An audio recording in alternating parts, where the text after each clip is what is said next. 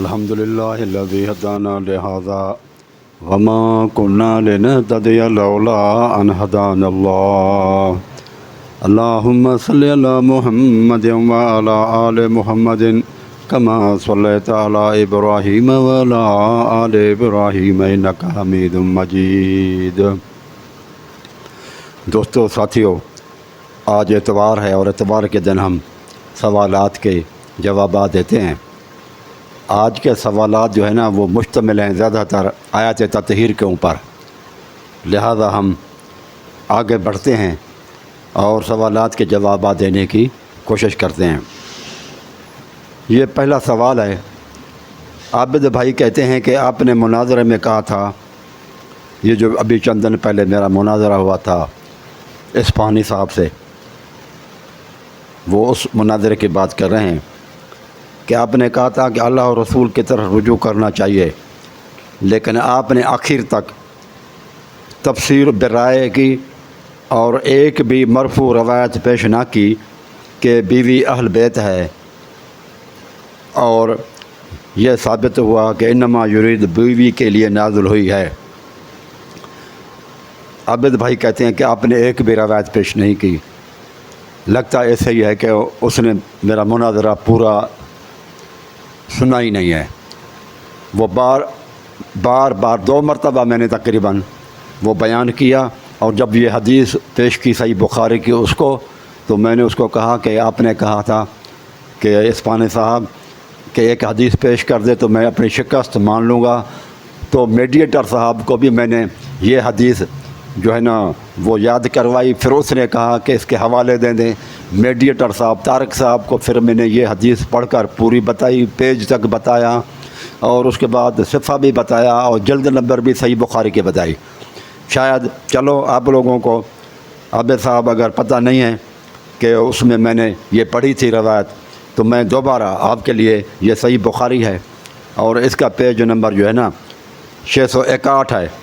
اس میں اللہ کے رسول صلی اللہ علیہ وسلم فرماتے ہیں کہ عبداللہ بن ابی بن سلول یومئذ من عبداللہ بن ابی بن سلول قالت فقال رسول اللہ صلی اللہ علیہ وسلم وهو علی المنبر، کہ رسول اللہ صلی اللہ علیہ وسلم کا عبداللہ بن ابی نے جو اس نے یہ تہمت لگائی تھی عائشہ صدیقہ کے اوپر، تو رسول اللہ صلی اللہ علیہ وسلم ممبر پر گئے، وهو علی المنبر، تو ممبر رسول پر رسول اللہ صلی اللہ علیہ وسلم تشریف لے گئے اور پھر فرمایا یا معاشر المسلمین، اے مسلمینو، من یعذرنی من رجل قد بلغنی اذاہ فی اہل بیتی. یہ الفاظ ہیں، دیکھیں رسول اللہ صلی اللہ علیہ وسلم نے وہاں فرمایا تھا ہؤلاء اہل بیتی، 4 تنکیلی پہ فرمایا تھا، اور وہی الفاظ یہاں پر بھی ہیں کہ رسول اللہ صلی اللہ علیہ وسلم ممبر پر کھڑے ہو گئے اور کہنے لگے کہ مسلمینو، تم میں سے کون ہے جو میری مدد کرے گا، میری حمایت کرے گا،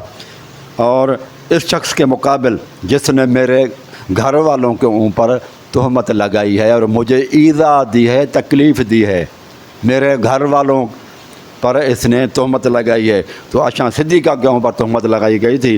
تو رسول اللہ صلی اللہ علیہ وسلم نے کہا بلغنی اذاہ فی اہل بیتی، میرے اہل بیت کے بارے میں مجھے بڑی تکلیف پہنچی ہے، تم میں سے کون ہے جو میری مدد کرے گا، میری حمایت کرے گا.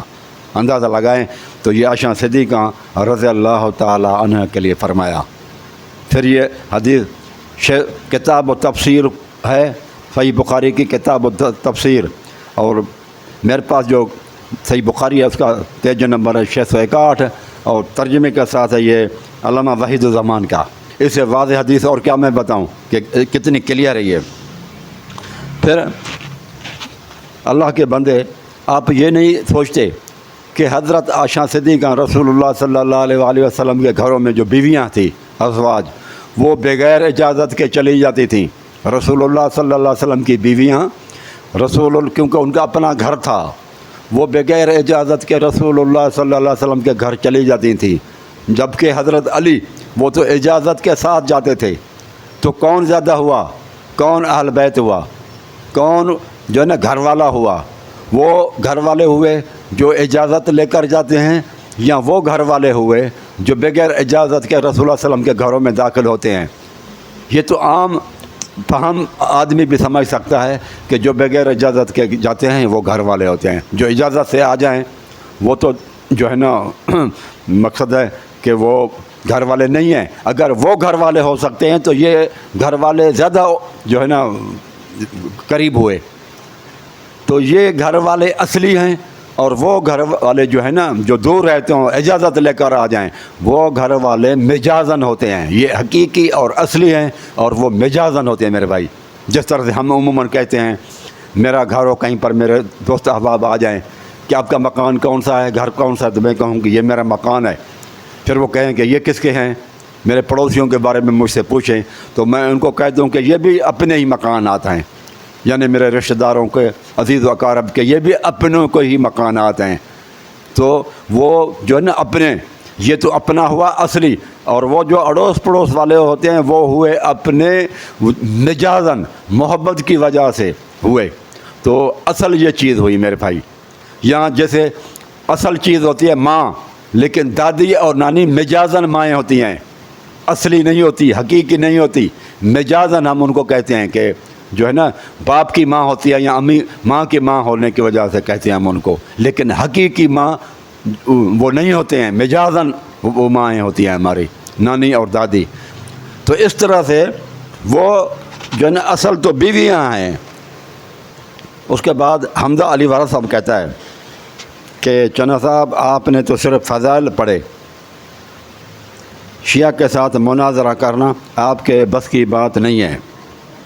بھائی میں نے صحیح بخاری کی حدیث ابھی بھی آپ کو پڑھ کر بتائی، اس وقت بھی پڑھ کر بتائی تھی ان کو، وہ آپ اگر غور سے دوبارہ سنیں تو آپ کو پتہ چل جائے گا۔ اور وہ میں نے فضائل جو پڑھے تھے ازواج کے، وہ اس لیے پڑھے تھے تاکہ ایک طرف ازواج ہیں اور ایک طرف بنات ہیں، ان میں سے آپ لوگوں کو پتہ چل جائے کہ فضیلت کس کی زیادہ ہے۔ اور وہ آیتیں میں نے فضیلت کے حساب سے پڑھی تھی کہ ازواج کی فضیلت بنات سے زیادہ ہے۔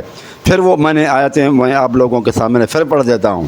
اللہ تعالیٰ فرماتا ہے یا ایھا النبی کل ازواجک، اے محمد صلی اللہ علیہ وسلم آپ اپنی بیویوں کو کہیں، و بناتک اور اپنی بیٹیوں کو کہیں، و نساء المؤمنین اور مومنوں کی عورتوں کو کہیں۔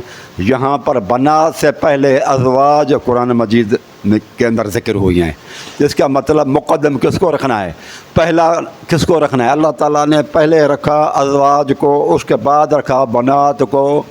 تو اللہ تبارک و تعالیٰ کے نزدیک فضیلت ازواج کی زیادہ ہوئی، بنات بعد میں اللہ تعالیٰ نے ذکر کر کے بتا دیا کہ یہ ان کے مقابلے میں ادنا ہیں، افضل نہیں ہیں۔ پھر اور آیت بھی پڑھتا ہوں آپ کی۔ رسول اللہ صلی اللہ علیہ وسلم فرماتے ہیں، دعا مانگتے ہیں، سورۃ فرقان کی آیت ہے، ربنا ھب لنا من ازواجنا، اے میرے مولا میرے بیویوں کو، وذریاتنا اور میرے اولاد اور بیٹیوں سے، قرۃ اعین ان کو میری آنکھوں کی ٹھنڈک بنا دے۔ یہاں پر بھی رسول اللہ صلی اللہ علیہ وسلم نے جب دعا مانگی تو مقدم رکھا ازواج کو، بیویوں کو، اور وذریاتنا، ذریت جو ہے نا اولاد اور بیٹیوں کو دوسرے نمبر پر رکھا۔ تو ان کو ترجیح دی، ازواج کو ترجیح دی، فضیلت دی، مقدم رکھا اور ذریت کو مؤخر رکھا۔ تو اگر یہی چیز جو قرآن مجید نے ازواج کو مقدم رکھا اور ذریت کو مؤخر رکھا، یہی چیز میں بھی کرتا ہوں تو آپ لوگ کہتے ہیں کہ آپ اپنی طرف سے تفسیر کرتے ہیں۔ تفسیر تو یہ تو قرآن مجید کے اندر موجود ہے کہ مؤخر کیا گیا ہے ذریت کو، اولاد اور بنات کو، پہلے مقدم کس کو کیا؟ قرآن مجید نے ازواج کو۔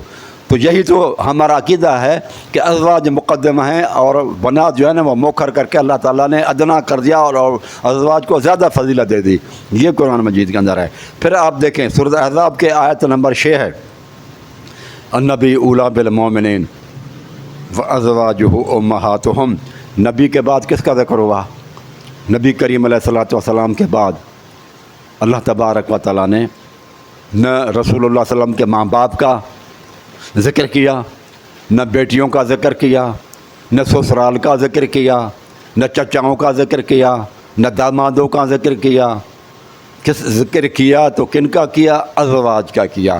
نبی کے بعد اللہ تعالیٰ نے ازواج کو کہا کہ امہاتہم، ان کی مائیں ہیں۔ یہ کلیئر بتا دیا کہ رسول اللہ صلی اللہ علیہ وسلم کے بعد شان ان کی ازواج کی ہے. یہ بھی اس آیت کے اندر بھی النبی اولی بالمؤمنین من انفسہم وازواجہ امہاتہم کے اندر بھی یہ کلیئر ہو گیا. میں نے یہ فضائل اس لیے پڑھے تھے تاکہ یہ بتاؤں کہ جو فضیلت میں زیادہ ہیں مقدم ہے گھر والے بھی وہیں. ویسے بھی سورۃ فرقان کی آیت ہے والذین یبیتون لربہم، جو راتوں کو گزارتے ہیں. آپ اپنی تفاسیر جتنی بھی ہیں اس میں آپ دیکھیں یہ سورۃ فرقان کی آیت والذین یبیتون لربہم سجدا وقیاما والذین یقولون ربنا هب لنا من ازواجنا وذریاتنا قرۃ اعین واجعلنا للمتقین اماما. وہ مومن ہیں، وہ رحمان کے بندے وہ ہیں، عباد الرحمن وہ ہیں. اللہ تبارک و تعالیٰ ان کی صفات بیان کر رہا ہے. سورۃ فرقان آخری رکوع ہے، سورۃ فرقان کا آخری رکوع ہے، اور اس میں اللہ تعالیٰ نے فرماتا ہے رحمان کے بندے وہ ہیں جو بات یبیت راتیں گزارنا. بیت کہتے ہیں اس لیے وہ جگہ جہاں پر انسان راتیں گزارتا ہے، کیونکہ انسان راتیں گھر کے اندر گزارتا ہے، اس لیے گھر کو بیت کہا گیا. اور یہ اس قرآن مجید کی آیت سے ثابت ہوا. ڈکشنری کی معنی بھی آپ دیکھیں گے تو اس میں بھی آپ کو یہی ملے گا کہ راتیں گزارنا، گھر جو ہے وہ راتیں گزارتا ہے، اس لیے اس کو بیت کہا جاتا ہے. تو رسول اللہ صلی اللہ علیہ وآلہ وسلم کے حقیقی اہل بیت وہ ہوئے جن کے ساتھ رسول اللہ صلی اللہ علیہ وآلہ وسلم نے راتیں گزاری ہیں. وہ اہل بیت ہیں یا وہ لوگ ہیں جن کے ساتھ رسول اللہ صلی اللہ علیہ وسلم راتیں نہ گزاریں، وہ اہل بیت ہیں.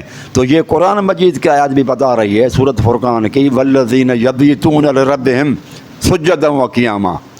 ٹھیک ہے، یہ اس آیت کے حساب سے بھی اہل بیت وہ ہیں جن کے ساتھ رسول اللہ صلی اللہ علیہ وسلم نے جو ہے نا وہ راتیں گزاری ہیں، اور وہ بیوی ہیں رسول اللہ صلی اللہ علیہ وسلم کے جن کے ساتھ آپ صلی اللہ علیہ وسلم نے راتیں گزاری ہیں. علی رضی اللہ تعالیٰ عنہ نے بی بی فاطمہ زہرا کے ساتھ جو ہے نا راتیں گزاری ہیں. وہ اہل بیت رسول نہیں ہیں حقیقی، وہ اہل بیت علی ہیں. اہل بیت رسول تو یہ ہیں، وہ اہل بیت علی ہیں، لیکن محبت کی وجہ سے رسول اللہ صلی اللہ علیہ وسلم مجازاً بھی ان کو اپنے ساتھ ملا دیا کہ یہ بھی میرے خاندان کے لوگ ہیں. تقی صاحب کہتا ہے کہ نبی نے فرمایا اپنی بیوی ام سلمہ کو تم اپنی جگہ پر ہو اور خیر پر ہو، یعنی اہل بیت کے ساتھ نہ رکھا. آپ زبردستی اہل بیت میں ازواج کو داخل مت کریں.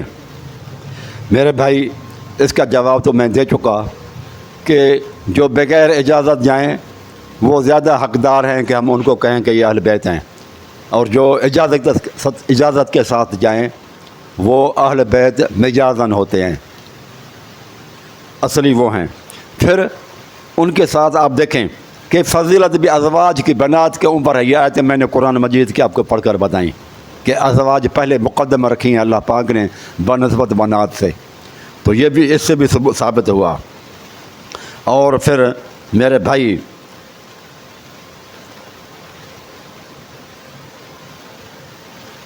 آپ دیکھیں کہ ازواج جو رسول اللہ صلی اللہ علیہ وآلہ وسلم ہیں وہ ان کو اللہ پاک نے امت کی مومنوں کی مائیں قرار دیا. تو ماں بیٹی سے زیادہ فضیلت والی ہوتی ہے میرے بھائی.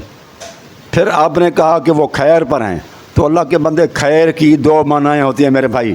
ایک خیر ہے بھلائی پر، اور ایک خیر کی معنی ہوتی ہے بہتری پر. کہ ایک طرف چادر والے تھے اور ام سلمہ بغیر چادر کے تھی، تو دو جب ہوتا ہے نا کمپیریزن، جب تقابل ہوتا ہے اور وہاں پر لفظ خیر آ جائے تو وہ بہتری کی معنی دیتا ہے. تو رسول اللہ صلی اللہ علیہ وسلم نے فرمایا کہ اے ام سلمہ تم خیر پر ہو. کیوں؟ کہ تم ازواج النبی ہو، اور قرآن مجید میں ازواج النبی کو سب سے بہتر کہا گیا ہے. اور انت علی خیرن، کہ آپ بہتری پر ہیں. بہتری اس حساب سے ہیں کہ آپ لوگوں کو تو اہل بیت قرآن نے بنایا، میں نے تو ان کو دعا سے بنایا ہے. یہ بھی دیکھیں آپ میرے بھائی، یہ قرآن مجید کی آیت ہے نا، یا نساء النبی لستن کاحد من النساء. ایک عورت بھی عہد کا لفظ ہے. جب عہد کا لفظ ہے ایک بھی نہیں، جیسے اللہ تعالیٰ نے فرمایا کہ ولم یکن لہ کفوا احد، اللہ تعالیٰ کے برابر ایک بھی نہیں، یعنی کوئی نہیں ہے۔ کفوا احد قل هو اللہ میں ہم پڑھتے ہیں نا کہ اللہ کے برابر کوئی نہیں ہے، تو یہاں پر بھی احد کا لفظ آیا ہے۔ اے نبی کی بیویوں، یہ 22ویں پارے کے شروع کی آیت ہے نا، آپ اس کو دیکھ لیں میرے بھائی۔ لستن کاحد من النساء، اے رسول کی بیویوں تمہارے برابر تو ایک عورت بھی نہیں۔ تو معلوم ہوا بی بی فاطمہ رضی اللہ تعالی عنہا سلام اللہ علیہ وہ بھی رسول کی بیویوں کے برابری نہیں کر سکتی۔ یہ قرآن مجید کی آیت ہے بھائی۔ آپ لوگ کہتے ہیں کہ آپ اپنی تفسیر آپ خود کرتے ہیں، میں اپنی تفسیر نہیں کرتا، یہ تو میں تو قرآن مجید کی آیت بتا رہا ہوں آپ لوگوں کو کہ نبی کی بیویوں تمہارے برابر ایک عورت بھی نہیں ہے۔ اگر آپ کہتے ہیں کہ ٹھیک ہے چلو، اگر آپ کہتے ہیں کہ بی بی حفصہ اور بی بی عائشہ وہ آپ کے عقیدے کے حساب سے آپ سمجھتے ہیں کہ وہ گناہ گار تھیں یا نافرمان تھی، رسول اللہ صلی اللہ علیہ وسلم نے جو ہے نا وہ رسول اللہ صلی اللہ علیہ وسلم کے نافرمان تھی، تو باقیوں کو تو مانے نا جن کو قرآن مجید میں ڈانٹ ڈپٹ نہیں آئی ہے۔ چلو ام سلمہ کو تو مانو کہ ام سلمہ تو آپ کے نزدیک وہ بڑی شان والی ہے، بڑی فضیلت والی ہے نا، اس کو تو ڈانٹ ڈپٹ قرآن مجید میں نہیں آئی نا، اس کا تو ذکر کہیں نہیں ملتا نا کہ رسول اللہ صلی اللہ علیہ وسلم کی نافرمانی کی۔ تو اللہ تعالیٰ فرماتا ہے اگر تم تقوی اختیار کرو تو تم عالمین کی عورتوں سے بہتر ہو، ایک عورت بھی تمہارے برابر نہیں۔ چلو یہ تو مانو کہ ام سلمہ پھر بی بی فاطمہ تو زہرا سے افضل ہے، یہ تو مانیں کم از کم، تو وہ بھی آپ ماننے کے لیے تیار نہیں ہیں۔ چلو عائشہ صدیقہ کے لیے اور ان کے لیے وہ آپ آیتیں نکالتے ہیں کہ یہ ڈانٹ ڈپٹ ان کو ہوئی ہے، ڈانٹ ہوئی ہے ان کی، اس وجہ سے نہیں ہوئی، لیکن وہ بھی جو ہے نا ڈانٹ اور ڈپٹ اللہ تعالیٰ دے۔ دادا نانا کسی بچے کو کوئی نصیحت کرے سمجھائے تو اللہ کے بندے جو اچھے لوگ ہوتے ہیں وہ خوش ہوتے ہیں کہ دادا یا نانا یہ جو ہے نا تایا نے ہمیں نصیحت کی ہے، تربیت کی ہے ہماری، وہ خوش ہوتا ہے۔ اور جن کی اللہ تبارک و تعالیٰ تربیت کر رہا ہو وہ کتنی امپورٹنس اللہ تعالیٰ نے ان کو دے دی ہے، ان کو تو اللہ تعالیٰ نے بہت اہمیت دی کہ اللہ تعالیٰ تربیت کی آیتیں نازل کر کے ان کو سمجھا رہا ہے۔ تو یہ تو خوشی کا مقام ہے یا جو ہے نا پریشان ہونے کا مقام ہے کہ اللہ تعالیٰ جن کو سمجھا رہا ہو، جن کو ہمارے دادا نانا اور چاچو اور تائے جان ہمیں بڑے لوگ عمر والے سمجھاتے ہیں تو وہ لوگ اچھے جو لوگ ہوتے ہیں وہ خوش ہوتے ہیں کہ تربیت کر رہے ہیں ہماری، اور جن کی تربیت اللہ تعالیٰ کرے تو وہ ہمیں جو ہے نا پریشان ہونا چاہیے، پریشان ہونے کی کوئی ضرورت نہیں ہے، یہ تو خوشی کا مقام ہے۔ اور اگر وہ ایسی ہوتی نافرمان تو رسول اللہ صلی اللہ علیہ وآلہ وسلم کو اللہ تعالیٰ نہ کہہ جائے کہ بیویوں کو اب طلاق نہ دیں اور ان میں رد و بدل بھی نہ کریں۔ کتنا اعلیٰ مقام ہے ان کو، رسول اللہ صلی اللہ علیہ وسلم کو روکا گیا ہے، وہ جو طلاق دینے کا حق تھا اللہ تعالیٰ نے واپس لے لیا، اور اللہ تعالیٰ نے ان کو شادیاں کرائیں، اور رسول اللہ دعا مانگتے ہیں ربنا حب لنا من ازواجنا وذریاتنا قرۃ اعین، میری بیویوں کو میری آنکھوں کی ٹھنڈک بنا دے۔ یہ سورۃ فرقان ہے، آخری رکوع ہے۔ رسول اللہ صلی اللہ علیہ وسلم کی یہ دعا اللہ تعالیٰ نے جو ہے نا صرف ازواج زوجہ نہیں کہا کہ میری فلاں بیوی کو، ازواجنا ساری بیویوں کو میری آنکھوں کی ٹھنڈک بنا دے، تو رسول اللہ صلی اللہ علیہ وسلم کی دعا اللہ نے قبول نہیں فرمائی۔ حضرت علی کی بیویوں سے حضرت علی کی آنکھیں ٹھنڈی ہوئیں، لیکن رسول اللہ صلی اللہ علیہ وسلم کی بیویوں سے رسول اللہ کی آنکھیں ٹھنڈی نہیں ہوئی۔ رسول اللہ ان آیات کو کئی برس پڑھتے رہے اور اللہ تعالیٰ سے دعا مانگتے رہے، لیکن اللہ تعالیٰ نے رسول اللہ صلی اللہ علیہ وسلم کی دعا قبول نہیں فرمائی۔ عائشہ صدیقہ اور حفصہ سے آنکھیں ٹھنڈی نہیں ہوئی، اور جب شادی کی بی بی عائشہ اور حفصہ سے تو اللہ تبارک و تعالیٰ کا قرآن مجید کہتا ہے کہ فنکحوا ما طاب لکم من النساء، ان عورتوں سے شادی کرو جو تمہیں اچھی لگتی ہیں۔ تو رسول اللہ صلی اللہ علیہ وسلم نے اچھا سمجھ کر ان سے شادی کی، لیکن وہ تمہارے عقیدے کے حساب سے صحیح عورتیں معاذ اللہ نہ نکلیں، لہذا رسول اللہ صلی اللہ علیہ وسلم کا فیصلہ اور سوچ اور سمجھ اور فکر اور فہم رسول اللہ صلی اللہ علیہ وسلم کا غلط نکلا۔ استغفر اللہ معاذ اللہ، یہ آپ لوگوں کا عقیدہ ہے میرے بھائی، غلط عقیدہ۔ آپ لوگ سوچیں کہ آپ کیا کہہ رہے ہیں۔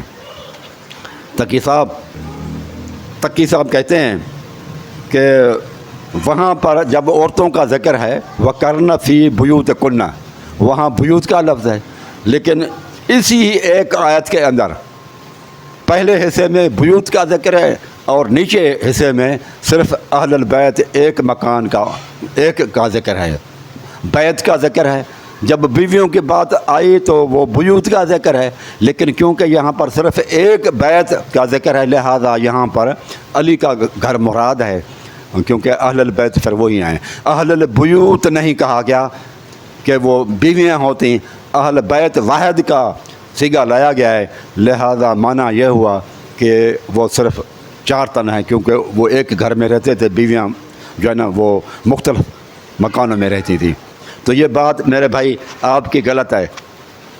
عورتوں کے لیے جمع کے لیے بھی کبھی کبھی صیغہ واحد قرآن مجید میں آ جاتا ہے۔ آپ غور کریں تاکہ صاحب جواب دے رہا ہوں انشاءاللہ آپ کو، انشاءاللہ العزیز۔ وَلَقَدْ أُوحِيَ إِلَيْكَ وَإِلَى الَّذِينَ مِن قَبْلِكَ، محمد صلی اللہ علیہ وسلم ہم نے آپ کی طرف بھی وحی بھیجی، وَإِلَى الَّذِينَ مِن قَبْلِكَ، اور آپ سے پہلے جو تھے ان کے طرف بھی وحی بھیجی تھی، قبلک آپ سے پہلے، اور وَلَقَدْ أُوحِيَ إِلَيْكَ وَإِلَى الَّذِينَ مِن قَبْلِكَ، آپ سے قبل والوں کے پاس اور آپ کے پاس وحی آئی ہے۔ تو یہ جمع ہو گئے نا، رسول اللہ صلی اللہ علیہ وسلم سے قبل کے پیغمبر اور رسول اللہ صلی اللہ علیہ وسلم جمع کے تھے۔ لئن اشرکت، اگر تو نے شرک کیا، یہاں دیکھا، یہاں لئن اشرکت، اگر محمد صلی اللہ علیہ وسلم تو نے شرک کیا، یعنی کہ یہ لفظ اشرکت یعنی کہ تو نے واحد لایا گیا۔ لئن اشرکتم نہیں کہا، لئن اشرکتم یہاں پر نہیں ہے کہ اگر تم لوگوں نے شرک کیا، واحد کا لایا گیا لیکن معنی اس کی جمع کے لی جائے گی، صیغہ واحد ہے اور مفہوم اور معنی کے حساب سے جمع کی لی جائے گی کہ سارے پیغمبر اور آپ بھی اور پھر آپ کی امت بھی، یہ سارے کے سارے اس میں داخل ہیں۔ جمع نہیں لایا گیا، اشرکتم، اشرکت آیا ہے، اور پھر آگے فرمایا لَيَحْبَطَنَّ عَمَلُكَ، محمد صلی اللہ علیہ وسلم آپ کے اعمال برباد ہو جائیں گے۔ یہاں پر ہونا چاہیے تھا نا، لیکن عملک یہاں پر عملکم، لَيَحْبَطَنَّ عَمَلُكُم یہاں پھر واحد لایا گیا لیکن مراد اسے جمع ہی ہے۔ اسی طرح سے بالکل وہاں پر بھی جمع کے صیغے ہیں علیکم اہل البیت، لیکن یہ بھی مراد وہی بیویاں ہی ہیں، جمع ہی مراد ہوگی، جس طرح سے اس قرآن مجید کی آیت کے اندر میں نے آپ کو ثابت کر کے دیا میرے بھائی۔ اور یہ عربی کے اندر میرے بھائی عموماً آتا ہے مونس کے لیے مذکر صیغے، جیسے آپ یہاں پر رسول اللہ صلی اللہ علیہ وسلم کے ازواج کے لیے مذکر کے صیغے آ گئے ہیں تو آپ دھوکہ کھا رہے ہیں۔ اسی طرح سے قرآن مجید کے اندر مذکروں کے لیے مونس کے صیغے آتے ہیں۔ اب میں آپ کو بتاتا ہوں مذکر کے لیے پھر مونس کا صیغہ، آپ دیکھیں قرآن کہتا ہے قالت لهم رسلهم ان نحن الا بشر مثلکم، قالت لهم رسلهم، قالت یہ مونس کا صیغہ ہے، قال نہیں ہے، قالت آیا ہے، قالت لهم رسلهم، ان کے رسولوں نے ان سے کہا ان نحن الا بشر مثلکم، ہم تو تمہاری طرح کے انسان ہیں، لیکن لفظ آیا قالت، اور کیا رسول مونس ہیں؟ رسول تو مذکر ہے، مرد ہے نا، ٹھیک ہے، لیکن قال کا لفظ نہیں آیا، قالت لفظ آیا ہے۔ اس پر آپ دیکھیں کہ یہ عربی کے اندر مذکروں کے لیے مونس کے صیغے اور مونس کے لیے مذکر کے صیغے، ان چکروں میں آپ نہ پڑھیں، آپ ٹیکسٹ کو پڑھیں۔ وہ جو ٹیکسٹ ہے آیت ہے پوری، یہ کیسے ہو سکتا ہے کہ ایک آیت کے اوپر آپ کہتے ہیں کہ اوپر کا حصہ تو خواتین کے لیے ہے اور جو نچلا حصہ ہے وہ 4 تن کے لیے ہے؟ یہ کیسے ہو سکتا ہے؟ ایک ہی آیت کو آپ پڑھیں گے، یہ تو آپ عجیب معاملہ جیسے وہ پڑھتے ہیں لوگ کہ وَلَا لَا تَقْرَبُوا الصَّلَاةَ، نماز کے قریب بھی نہ جاؤ۔ وہ بھائی آیت کو پورا پڑھو تو پھر کلیئر ہوتا ہے نا بات۔ لَا تَقْرَبُوا الصَّلَاةَ وَأَنْتُمْ سُكَارَىٰ، نشے کی حالت میں تم نماز کے قریب نہ جاؤ۔ یہ تھوڑی ہے کہ آیت کو پورا نہ پڑھیں، پوری آیت پڑھو تو آپ کو سمجھ میں آ جائے گا۔ اب آپ کہتے ہیں کہ آیت کا اوپر کا ٹکڑا بیویوں کے لیے اور نچلا ٹکڑا جو ہے نا وہ جو ہے نا 4 تن کے لیے، 5 تنوں کے لیے، تو یہ بات آپ کی صحیح نہیں ہے۔ پوری آیت پڑھیں، وہ آیت پوری آپ کو بتا دے گی کہ کیا ہے۔ آپ اسے دھوکہ کھا جاتے ہیں، مذکر مونس کے چکروں میں مت پڑھیں۔ یہ قرآن مجید اللہ تبارک تعالیٰ کسی قانون کا پابند نہیں ہے، اللہ تعالیٰ قدیر ہے، جو چاہے کرے۔ کہیں پر اللہ تعالیٰ مونس کے لیے مذکر کی صیغے لایا اور کہیں پر مذکروں کے لیے مؤنث کے صیغے قرآن مجید کے اندر آئے ہیں، لہذا آپ ان سے الفاظوں سے دھوکہ نہ کھاؤ۔ پھر ایک دوست کہتے ہیں کہ چنا صاحب کے دلال کا رد سورۃ التحریم ہے، آیت نمبر 5 میں ہے کہ اگر رسول تم کو طلاق دے دیں تو بعید نہیں کہ تمہارا رب بدلے میں تم سے بہتر بیویاں دیں۔ یہ بھائی قانون نہیں ہے، یہ نصیحت کی زبان ہے، یہ تربیت ہے۔ رسول اللہ صلی اللہ علیہ وسلم کے ازواج کو نصیحت کی جا رہی ہے، اگر تم رسول اللہ صلی اللہ علیہ وسلم کی نافرمانی کرو گے تو رسول تمہیں طلاق دے سکتا ہے، لیکن انہوں نے نافرمانی نہیں کی، تقوی اختیار کی، تو اللہ تبارک و تعالیٰ نے ان سے واپس لے لیا۔ یہ اتھارٹی جو ہے نا طلاق دینے کی، وہ واپس لے لی اللہ تبارک و تعالیٰ نے کہ نہیں آپ دے سکتے، ولا ان تبدل بہن، آپ ان میں تبدیلی بھی نہیں کر سکتے۔ یہ چھٹا سوال ہے۔ سید علی کہتے ہیں کہ اتعجبین من امر اللہ سے مراد ابراہیم علیہ السلام کی بیوی ہے، کیونکہ مؤنث کے صیغے ہیں۔ پھر رحمت اللہ وبرکاتہ علیکم، اہل البیت سے جمع مذکرہ کا خطاب ہے، اس سے ابراہیم علیہ السلام، اسحاق علیہ السلام اور اسماعیل علیہ السلام اور ان کی باقی بیویاں جو گھروں میں رہتی تھیں وہ ان کی طرف اشارہ ہے۔ یہ مذکر کے صیغے ہیں، وہ مؤنث کے صیغے ہیں۔ بھائی مذکر اور مؤنث کے ان چکروں میں آپ نہ پڑھیں، کیوں کہ ہم اپنی زبان کے اندر کیا عورتوں کو نہیں کہتے السلام علیکم؟ آپ مذکر کے صیغے میں السلام علیکن بنے گا عورتوں کے لیے، السلام علیکن، لیکن عورتیں اگر آ جائیں کہیں پر آپ جاتے ہیں تو آپ کہہ سکتے ہیں السلام علیکم۔ عورتوں کے اندر یہ رسول اللہ صلی اللہ علیہ وسلم سے بخاری مسلم شیعہ سنی کتابیں بھری پڑی ہیں کہ عورت کو السلام علیکم کہا جا سکتا ہے۔ پھر اس کو آپ کو میں اور بھی سمجھا سکتا ہوں، اردو کے اندر بھی ہم یہی بولتے ہیں نا اللہ کے بندے، اردو کے اندر بھی ہم یہی الفاظ بولتے ہیں، ہم عورتوں کے لیے کہتے ہیں عموماً اردو میں بھی خواتین کے لیے آپ کیسے ہیں، ٹھیک ہے، حالانکہ وہاں پر عورت ایک ہوتی ہے۔ یا پھر آپ کہہ سکتے ہیں بی بی جی تشریف لائیے، بی بی جی تشریف لائیے، یہ کیا ہم استعمال نہیں کر سکتے؟ اردو میں کرتے ہیں عموماً۔ تو یہ باتیں جو ہے نا ہر زبان کے اندر اس طرح کی آ جاتی ہیں میرے بھائی، تو آپ ان سے دھوکہ، اس طرح کی باتوں سے جو ہے نا آپ اپنے کو گمراہ نہ کریں۔ پھر عابد صاحب کہتے ہیں کہ علی علیہ الصلوۃ والسلام علم کا شاہر ہیں، آپ نے حدیث کو ضعیف کہا ہے۔ میں نے بھائی حدیث کو ضعیف نہیں کہا، میں نے یہ کہا ہے کہ دروازے بہت سارے ہیں۔ اس حدیث میں انا مدینۃ العلم و علی بابھا، اس میں الفاظ یہ نہیں ہے کہ فقط یا صرف انا مدینۃ العلم، میں علم کا شہر ہوں اور علی اس کا دروازہ ہے۔ ٹھیک ہے، ہم مانتے ہیں، لیکن دروازے بہت سارے ہوتے ہیں، ہر شہر کے دروازے بہت سارے ہوتے ہیں۔ کسی بھی شہر کو صرف ایک دروازہ تو یہ مصیبت کا باعث بنے گا، ٹریفک بھی جام ہو جائے گی، لوگ بھی بہت تنگ آ جائیں گے۔ جو دروازے کے قریب ہوں گے وہ آسانی محسوس کریں گے، جو دروازے سے دور ہوں گے اپوزٹ سائڈ سے وہ تو بہت کئی دنوں کا سفر کر کے پھر آ جائیں گے شہر سے لینے کے لیے کوئی چیز۔ تو یہ ایک ان نیچرل چیز ہے، غیر فطری شہر ہوگا جس شہر کے اندر صرف ایک دروازہ ہو، اور آج تک ایسا دروازہ بھی کوئی نہیں ہے۔ ایرانیوں کو پھر آپ کہیں میرے بھائی، یا آپ جب اہل تشدد کا کوئی شہر ہو تو بتائیں کہ اس میں صرف ایک دروازہ ہو۔ یہ بالکل صحیح ہے آپ کی بات، میں علی کے جو ہے نا وہ دروازہ ہونے کا منکر نہیں ہوں، لیکن میں یہ کہتا ہوں اس میں صرف اور فقط کے الفاظ نہیں ہیں، کوئی حصر نہیں ہے اس کے اندر کہ صرف یہ نہیں ہے کہ صرف اور صرف علی علیہ الصلوۃ والسلام ہی علم کا دروازہ۔ اس کو میں اور آپ کو طرح سے سمجھاؤں۔ ہم کہتے ہیں نا کہ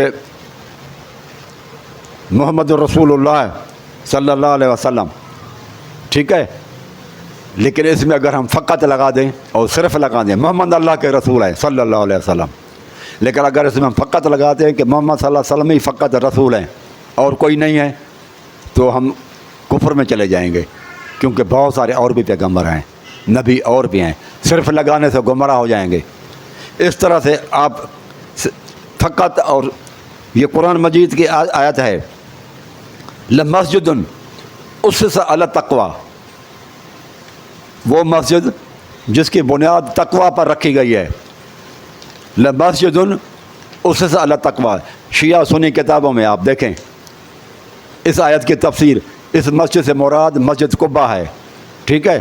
تو اس میں صرف یہ نہیں ہے کہ صرف مسجد قباء ہی، اگر آپ صرف کا لفظ لگا دیں گے کہ صرف مسجد قباء ہی ہے جس کی بنیاد تقوی پر رکھی گئی ہے، تو کیا مسجد نبوی پھر اسے جو ہے نا وہ کینسل ہو جائے گی کہ مسجد نبوی نہیں ہے؟ صرف یہ بیان ہوا ہے مسجد قباء تقوی پہ بنیاد پہ رکھی گئی ہے، تو مسجد نبوی نہیں، یہ کوئی کسی بھی آیت میں یہ موجود نہیں ہے، قرآن مجید کی آیت میں مسجد قباء کے لیے آیا ہے، تو یہ اس آیت کے اندر مسجد قباء بھی آ جائے گی اور بھی آ جائیں گے، صرف لگانے سے معاملہ بگڑ جائے گا، اس لیے آپ اس کو کھلا رکھیں کہ مسجد قباء تو ہے ہی، ایک ہی مسجد کی ذکر ہے قرآن مجید کے اندر، مسجد اسس علی التقوی، وہ مسجد جس کی بنیاد تقوی پہ رکھی گئی ہے، تو وہ تو مسجد قباء ہے، تو اب ہم کیا کہیں کہ مسجد نبوی اس کی بنیاد، کیونکہ اس کا نام نہیں لیا گیا، اس کا ذکر بھی نہیں ہے، اس کی آیت بھی نہیں ہے، تو ہم کیا انکار کر دیں کہ مسجد نبوی کا جو بنیاد ہے وہ تقوی پہ نہیں رکھا گیا؟ کیا ہم انکار کریں کہ مسجد الحرام، خانہ کعبہ، اس کو مسجد الحرام کہتے ہیں، تو کیا وہ مسجد بھی وہ تقوی کے بنیاد پر نہیں رکھی گئی؟ تو یہ صرف لگانے سے انکار آ جائے گا، وہاں پر جو ہے نا آپ لوگ کیا کرتے ہیں، آپ صرف لگا دیتے ہیں ہر چیز کو تاکہ علی کے لیے مخصوص ہو جائے، جبکہ وہ صرف لگانے سے گمراہی پھیلے گی۔ اور بھی ہیں تو علم کے دروازے اور بھی ہیں، ابو بکر عثمان بھی ہیں، مجھے بتائیں حضرت علی تو جنگ تبوک میں گھر میں بیٹھے رہے، صحابہ گئے نا رسول اللہ صلی اللہ علیہ وسلم کے ساتھ، تو وہ حال احوال تو وہی بتائیں گے نا، بیویاں گھروں کے حال احوال وہی بتائیں گے نا۔ صرف علی کو لیں تو علی نے تو قرآن مجید بھی نہیں دیا ہمیں، اصلی جو قرآن کہتے ہیں کہ امام مہدی کے پاس ہے، حضرت علی نے تو ان کو بھجوا دیا۔ صرف حضرت علی کو لیں اور صحابہ کرام کو چھوڑ دیں تو قرآن مجید بھی ہمارے ہاتھوں سے نکل جائے گا میرے بھائی۔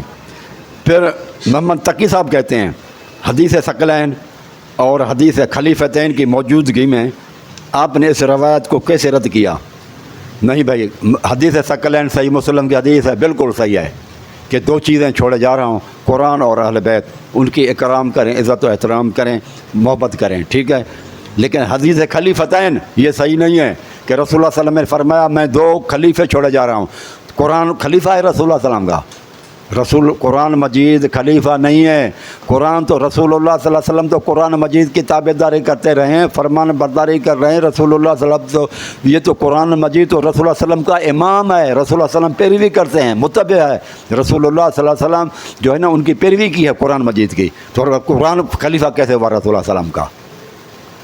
یہ روایت خلیفتین والی صحیح نہیں ہے جس میں قرآن کو خلیفہ کہا گیا، قرآن خلیفہ نہیں ہے، قرآن تو رسول اللہ صلی اللہ علیہ وسلم کی رہنمائی کرتا ہے، امام ہے۔ 10واں سوال ہے، نقی صاحب کہتے ہیں کہ گناہوں کو چھوڑ کر نیکی کی طرف آنے سے مراد باوجود گناہ کرنے کے اختیار رکھنے کے اس کو ترک کرنا، اس کا مطلب یہ نہیں کہ گناہ کرے بعد میں اس کو چھوڑ دے۔ آپ میرے بھائی تفسیر جو ہے نا عیاشی کو دیکھیں، اس کے اندر لکھا ہوا ہے کہ توبہ کرنا، اس میں لکھا ہوا ہے کہ توبہ کرنا، وہ میں نے جو حوالے دیے تھے آپ کو اس کو اب اس میں دیکھیں اور کھولیں، تفسیر عیاشی میں لکھا ہوا ہے مغفرت اور توبہ کی طرف جائے بندہ۔ آخر میں نقی صاحب کہتا ہے کہ تمام صحابہ اگر علم کا دروازہ ہیں تو حدیث مولا علی کے لیے کیوں فرمائی؟ حدیث کسی کی فرمائی فضیلت بتانے کے لیے، لیکن میں نے آپ کو جواب ابھی دیا نا، اگر اس سے مراد یہ لیں گے محمد رسول اللہ سے مراد صرف محمد صلی اللہ علیہ وسلم ہے، صرف کا لفظ نہ لگائیں نا آپ، انا مدینۃ العلم ولی بابا صرف نہ لگائیں، اس طرح سے محمد رسول اللہ میں صرف نہ لگائیں اور نبیوں کا انکار ہو جائے گا، اس طرح سے دروازہ صرف علی ہے صرف نہ کہیں، دروازہ علی ہے، ٹھیک ہے ہم مانتے ہیں۔ اس طرح سے قرآن مجید میں مسجد اسس علی التقوی سے مراد صرف قباء نہیں ہے، صرف لگائیں گے تو مسجد نبوی اور مسجد الحرام وہ بھی اب سے چلی جائے گی۔ اور میرے بھائیوں یہ کمی کی روایت ہے امام جعفر صادق سے، آپ دیکھیں وفی روایت ابی الجارود ان ابی جعفر، امام باقر سے روایت ہے، ابو جعفر کنیت ہے امام محمد باقر کی، وہ کیا کہتے ہیں امام باقر فی قولی انما یرید اللہ لیذھب عنکم الرجس اہل البیت ویطہرکم تطہیرا، یہ سورۃ احزاب کی آیت نمبر 33 ہے، اور یہ تفسیر قمی ہے میرے ہاتھ میں، اس میں آپ کھولیں بھائی، پیج نمبر 193 ہے، جلد نمبر 2 ہے، سورۃ احزاب کی تفسیر ہے۔ قال نزلت هذه الآیات فی رسول اللہ صلی اللہ علیہ وسلم، کہتا ہے کہ یہ نازل ہوئی ہے آیت رسول اللہ صلی اللہ علیہ وسلم اور حضرت علی بن ابی طالب اور فاطمہ اور حسن حسین کے لیے علیہ السلام۔ وذالک فی بیت ام سلمہ، یہ ام سلمہ میں گھر میں نازل ہوئی، زوج النبی رسول اللہ صلی اللہ علیہ وسلم۔ دیکھیں پھر آگے کیا ہے، فدعا رسول اللہ، جب یہ آیت نازل ہوئی، فدعا رسول اللہ علی و فاطمہ والحسن والحسین، جب یہ آیت نازل ہوئی اس کے بعد فا آیا ہے، فدعا، تھے کا لفظ ہے، فدعا، اس کے بعد رسول اللہ صلی اللہ علیہ وسلم نے علی اور فاطمہ حسن حسین کو بلایا اور اپنی کسا چادر کے اندر داخل کیا اور کہا کہ اللہم ہؤلاء اہل بیت ہی، اے اللہ یہ ہیں میرے اہل بیت، الذین وعدتنی فیہم، جس کے بارے میں تو نے مجھ سے وعدہ کیا تھا، اللہم اذہب عنہم الرجس، اے اللہ ان سے رجس کو دور کر دے، وطہرہم تطہیرا، اور ان کو پاک کر دے جس طرح سے پاک کرنے کا حق ہے۔ اب آپ دیکھیں رسول اللہ کی دعا سے ہوئے یا آیت سے ہوئے؟ آیت پہلے اتری ہے، رسول اللہ صلی اللہ علیہ وسلم پھر بعد میں۔ اگر آیت سے یہ اتری ہے تو پھر امام باقر کہتا ہے کہ رسول اللہ صلی اللہ علیہ وسلم نے پہلے ہی اگر ان کو بنا دیا تھا، اہل بیت کے اندر داخل کر لیا تھا، تو رسول اللہ صلی اللہ علیہ وسلم کے بعد میں فا کا لفظ ہے، بعد میں دعا رسول اللہ صلی اللہ علیہ وسلم نے کیوں کی؟ جب وہ آیت کے حساب سے تھے بالکل کلیئر ہو گئی یہ بات کہ یہ آیت کسی اور کے لیے نازل ہوئی تھی، بعد میں رسول اللہ صلی اللہ علیہ وسلم نے ان کو دعا مانگ کر داخل کیا ہے۔ اور رسول اللہ صلی اللہ علیہ وسلم نے یہ بھی کہا کہ فذهب، اس دعا کے بعد رسول اللہ صلی اللہ علیہ وسلم نے دعا کی کہ اذهب عنہم الرجس، اے اللہ ان سے دور کر دے رجس کو، وطہرہم تطہیرا، ان کو پاک کر دے جس طرح سے پاک کرنے کا حق ہے۔ اندازہ لگائیں، یہ تو رسول اللہ صلی اللہ علیہ وسلم فرما، اس کا مطلب کہ شروع سے معصوم نہیں تھے، یہ رسول اللہ کی دعا کے بعد یہ جو ہے نا طاہر ہوئے ہیں، مطہر ہوئے ہیں۔ پہلے معصوم جیسے یہ شیعہ کا عقیدہ ہے کہ شروع سے ہی وہ پاک تھے، اگر شروع سے ہی پاک تھے بچپن سے، تو پھر اللہ تعالیٰ نے آیت نازل کیوں کی؟ شروع سے ہی پاک تھے کہ اللہ تعالیٰ کا ارادہ ہے ان کو پاک کرنے کا، تو جب وہ علیہ سے ہی معصوم تھے تو یہ آیت کیا بتا رہی ہے؟ وہ تو یہ تو آیت پھر اترنا، نازل ہونا، یہ تو پھر کسی کام کی نہیں ہوئی معاذ اللہ۔ اور پھر رسول اللہ دعا کیوں مانگ رہے ہیں؟ اور لفظ فا ہے کہ آیت اترنے کے بعد دعا مانگی ہے، یہ کلیئر ہو گئی بات کہ یہ دعا سے داخل ہوئے حسن حسین، اور وہ بیبیاں قرآن مجید کی آیت کے حساب سے ہوئی ہیں۔ اقول قولی ھذا استغفر اللہ۔